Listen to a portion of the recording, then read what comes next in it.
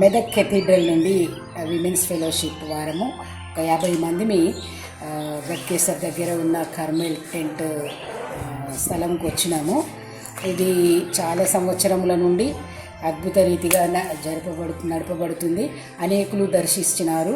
మరి ఇక్కడ నేర్చుకోవలసినవి, చూడవలసినవి చాలా ఉన్నవి. ప్రతిరోజు మనం బైబిల్ చదువుతాము, కానీ బైబిల్లో ఏ ప్రదేశం ఎక్కడుందో మనం ఎప్పుడు తెలుసుకోలేదు ఇంత డీటెయిల్గా. మరి బైబిల్లో కొలతల ప్రకారము ఇక్కడ ప్రత్యక్ష గుడారము చేసి పెట్టినారు. చాలా బాగుంది. మోషేకు దేవుడు ఏ విధంగా కొలతలు ఇచ్చినారో దాని ప్రకారంగా చేసి ఉంటున్నారు. ఆహారోను ధూపం వేయడము, అదంతా కూడా మందసము, మరి అదంతా కూడా బలి అర్పించడము చాలా బాగుంది. మరి దాన్ని చూడడం ద్వారా బైబిల్లో మనం ఇప్పుడు మళ్ళీ చదివినట్లయితే మనకు కళ్ళకు కట్టినట్టుగా కనబడుతూ మంచిగా అర్థమవుతుంది. అంతేకాకుండా పాలస్తీనా దేశం గురించి, ఇశ్రాయేలీయులు ఈజిప్టు నుండి పాలు తేనెలు ప్రవహించే దేశముకు వెళ్ళడము అనే విషయము చాలా చక్కగా డీటెయిల్గా చేసి పెట్టినారు.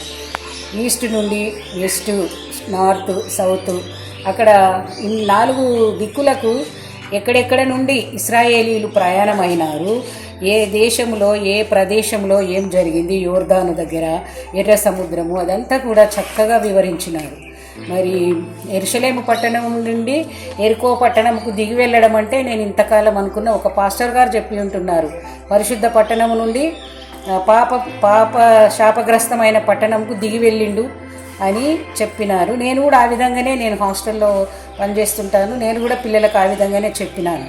కానీ అది కరెక్ట్ అనుకున్నా నేను. కానీ ఈరోజు మాత్రము చాలా చక్కగా వివరించినారు. అది ఎత్తుగా ఉన్న స్థలము యెరూషలేము, మరి ఎరికో పట్టణం ఏమో కిందికి ఉన్నది కాబట్టి అది దిగి వెళ్ళడం జరిగిందని చక్కగా చెప్పినారు.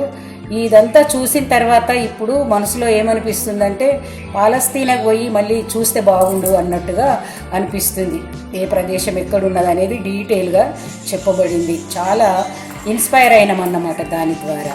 అంతేకాకుండా యేసు ప్రభువు మరి ఎక్కడెక్కడ సిల్వ మోయిచు ఎన్నిసార్లు పడిపోయినారు, అక్కడ చక్కగా ప్రార్థనలు వ్రాయబడి ఉన్నవి. అది కూడా మా మనసుకు చాలా నచ్చింది. అంతేకాకుండా నోవాస్ ఆర్క్ నేను ఇంతకుముందు ఒకసారి వచ్చి చూసినప్పుడు అది ఇంకా నిర్మాణం కాలేదు. ఇప్పుడైతే చక్కగా నిర్మాణం చేసి ఉంటున్నారు.